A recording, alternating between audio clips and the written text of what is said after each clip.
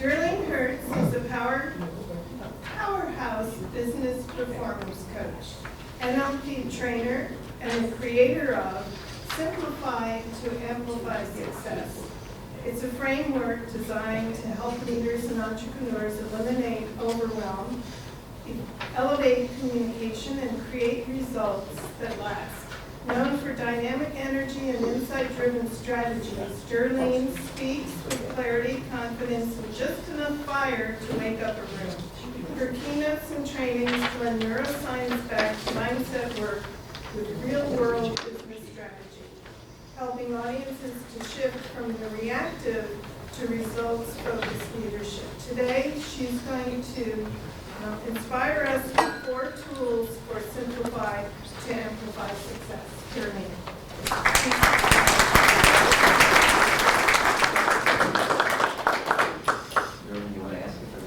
Yeah, everybody should receive 2 different handouts. If you don't, please raise your hand, and Karen and Josh will help you out. Thank you.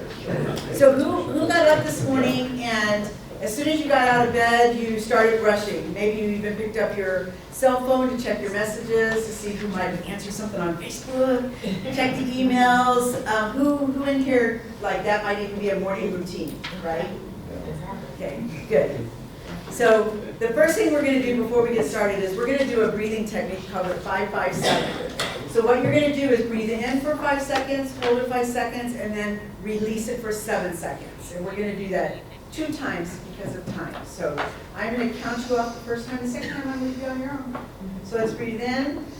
1, 2, 3, 4, 5. Hold it for 5, 4, 3, 2, 1, and release for 1, 2, 3, 4, 5, 6, 7. Let's do that one more time.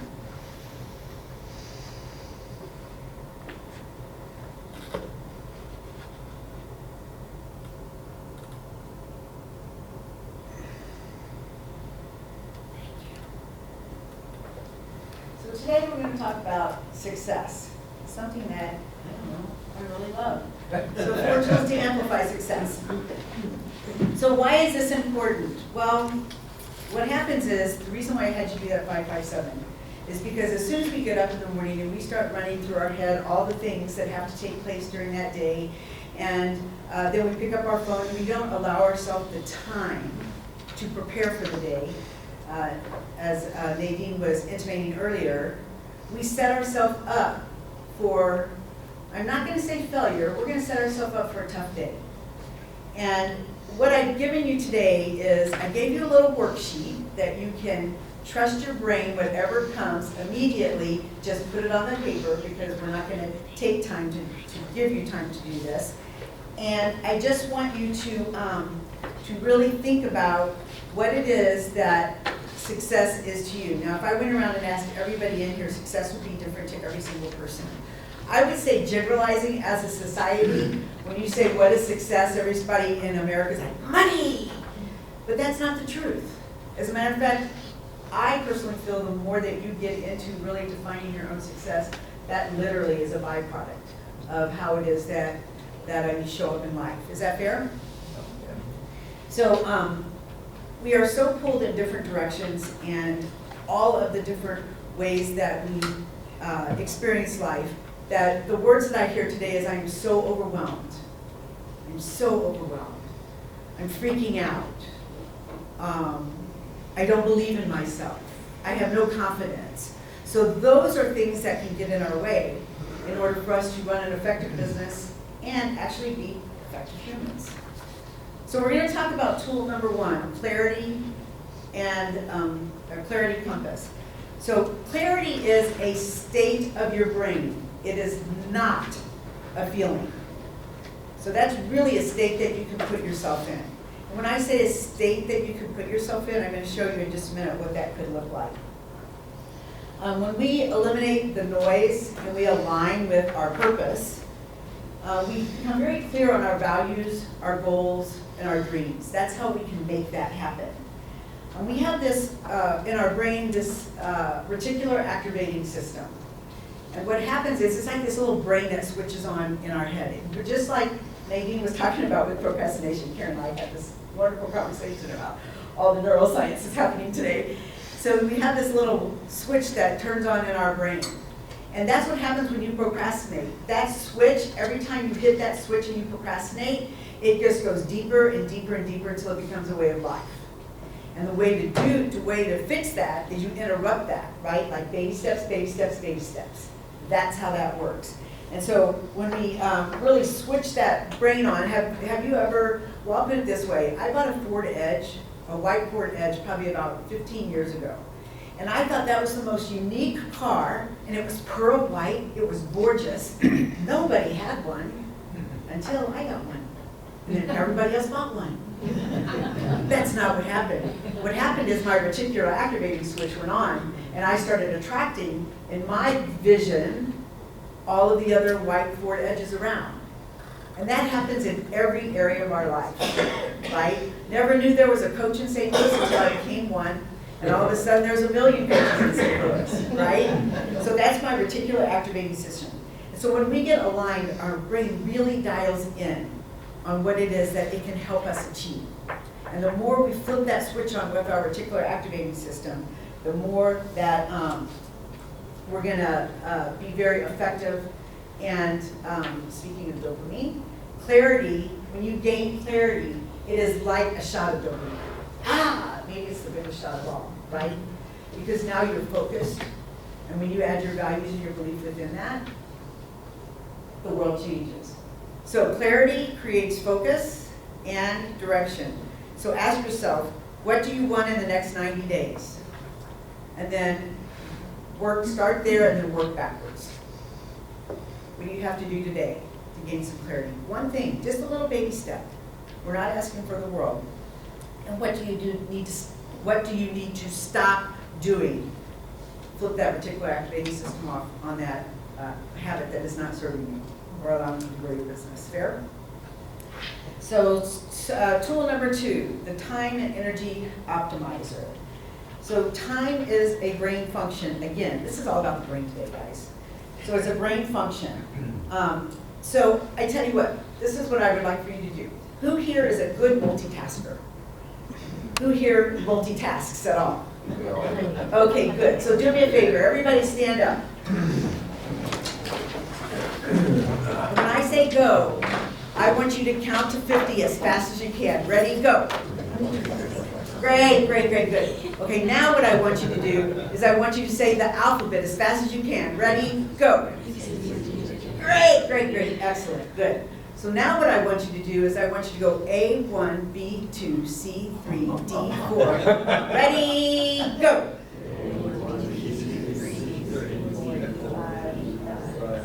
Yes, thank you for that. So really, you can't multitask. You're trying to tell your brain that you can do something that you cannot do. And that is why when you get very clear on your goals, that you can focus on that goal and be able to focus on one task at a time. Because reality is, if I think I'm multitasking, something is getting the majority of my energy from my brain, right? So, when we do not have a lack of clarity, this is the other, and every coach in here will raise their hand when I say, how many times come to you and they express the amount of stress in their life, right? It's always about the stress. The more clarity we gain, the less stress we have, because then we know what we're doing and we're focused. The third tool is the confidence activator. Confidence is built through action. Ask, what's a decision you're avoiding? Decision fatigue is a real thing. Science tells us that. We get so tired of making decisions. The more clear you are on your goal, the fewer decisions you actually have to make, because you're in automatic. Again, you've trained your brain. Fair? So, I lost my place, I'm sorry. So the energy, our brain uses 20% of our energy that we have a day. 20%. And our brain only weighs like what? It's only 2% of our whole body. and yet it takes 20% of our energy. So just think about what you're doing in your life, what you're putting in your body, all those things, and how that's affecting your energy. So most of that is spent on maintaining our focus, our self-control, and processing new information. So your brain is really working tough, like a lot today, because you're gaining a lot of new information that you're processing. So the really cool thing about our energy is that if we keep it in 90-minute cycles, our energy goes high, low, high, low. So if you set a timer, at my work I set a timer for every 90 minutes, and then I go and I walk the grounds of where I'm at. Because that way I've interrupted that pattern and I can get back to work in I think it's about a 15-minute walk. I build that into my schedule like that. It's very, very helpful. And when we don't do that, that's where we get stuck in the procrastination, the decision fatigue, and actually we create kind of a time blindness about us. Let's see, oops, wait a minute.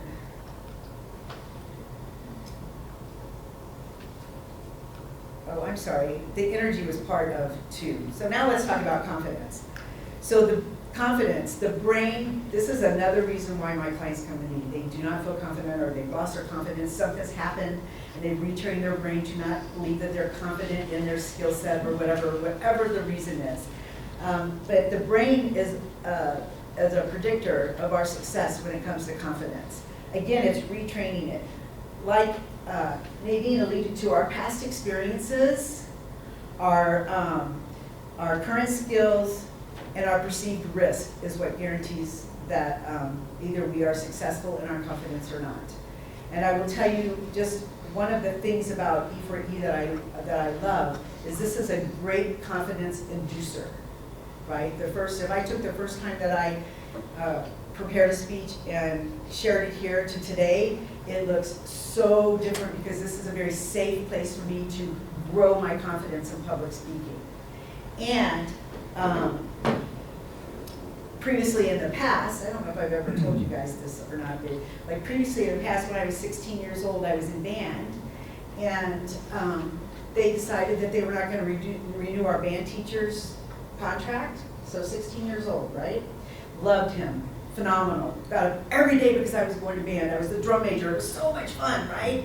And he comes in and says, "Hey kids, they're not renewing my contract next year." And so we were like, "Oh, yes they are." And so we just decided that there's about 10 of us. We decided that we were going to go to the school board meeting and we were going to demand that they reissue that contract for our teacher next year. And we did. We showed up. We never thought past our noses about what would happen when we showed up. We were just going to do it. And so we showed up, and all of a sudden some big adult says to us, "Hey, kids in the background, what are you here for?" Nobody said a word. We hadn't thought about speaking up. We were just going to make a presence. So I opened my mouth, and out came, "Hey, what do you do?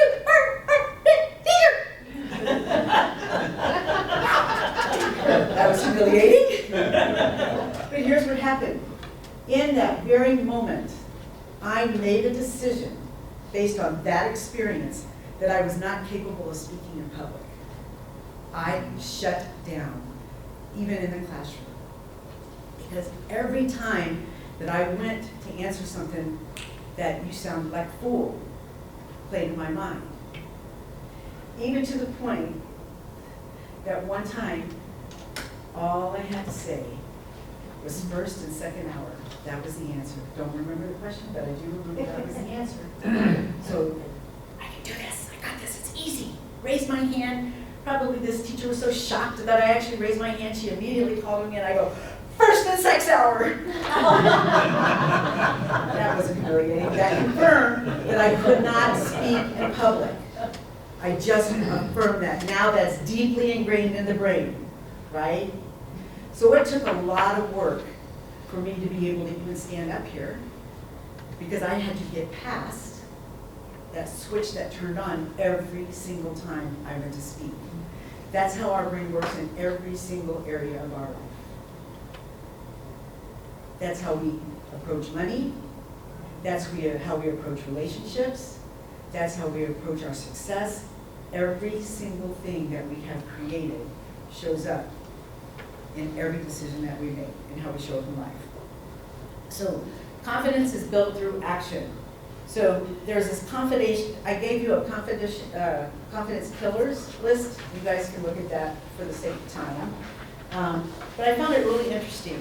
And then there's this confidence loop. So what are you going to do to gain that confidence? The first thing you have to do is take action. Just do it, right? The first time. So little side note, when I went back and I looked at that event, like what lessons are there to learn, positive in nature, only about me, right? Not that I sounded like a fool or I looked like an idiot or any of that. That doesn't really serve me.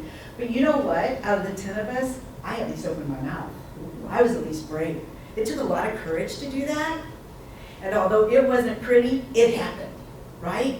So I took action, right? When I went back and I looked at that event that was holding me back, I gained some insight to how courageous and brave that I really am. And that serves me very well in life, right? And then you have the evidence of success, right? So once I do it, I take action, I have that evidence of success. The brain learns that I can do this.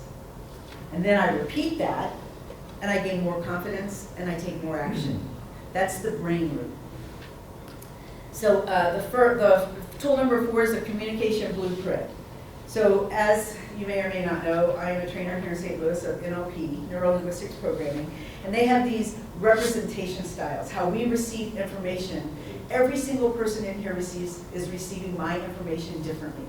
Through your filtering system that Nadine alluded to, and also through either some of you are visual, which is what Les's question was about, hey, I visualize it first.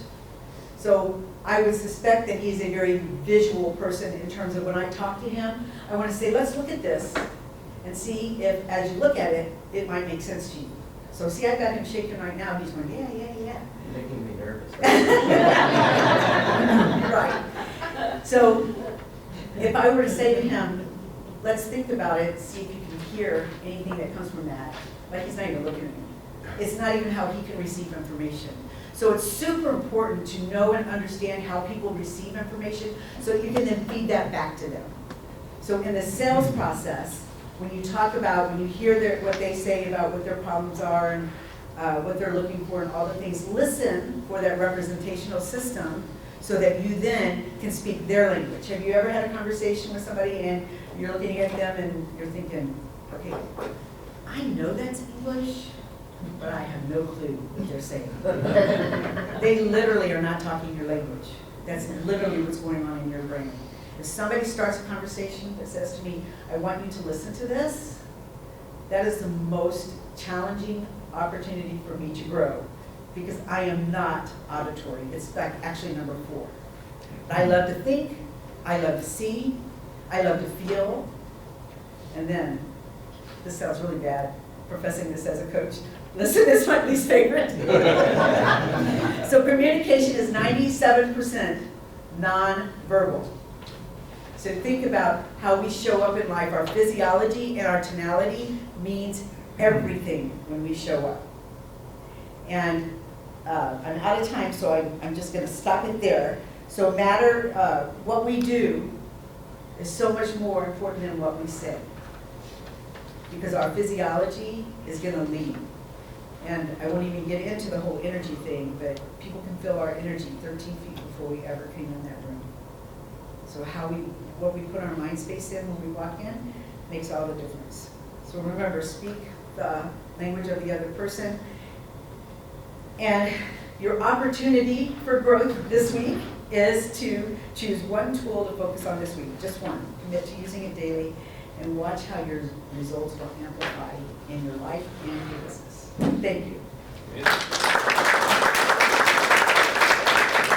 Questions? Ms. Phil? What about what we say to ourselves? Oh, let's just start there. Because what you say to yourself, you are absolutely creating the habit of who you really believe you are. I've got a friend who says, I'm such an idiot, I'm such an idiot. And I said to her, don't say that to yourself. You can't trick your brain into saying, oh, but I don't mean it, because it takes a very That's exactly what she said to me. She goes, well, I don't mean it. I go, tell your brain that. Yeah. because you're proving to yourself how you are an idiot. She falls off her bike, I could like the whole list. Her brain keeps going, well, I want to show you how that happens. I want to show you again. She's at the ER getting stitches because she has this brain telling her, you're such an idiot. Watch, I want to serve you the way that you're telling me to, so I'm going to make that happen. That's most important of all, how we talk to ourselves. Okay, I'm sorry, One quick I'm question. gonna have to, One tool, I just need to know what she means by a tool. A tool? Yeah, the previous slide. The communication Right there, tools. one tool. One to tool. focus Oh, on. one tool to focus on. What do you mean by a So tool? communication, confidence, clarity, or Oh, okay. time and Got it. energy. The 4 tools that she was talking Got it. about. okay, let's give her another round.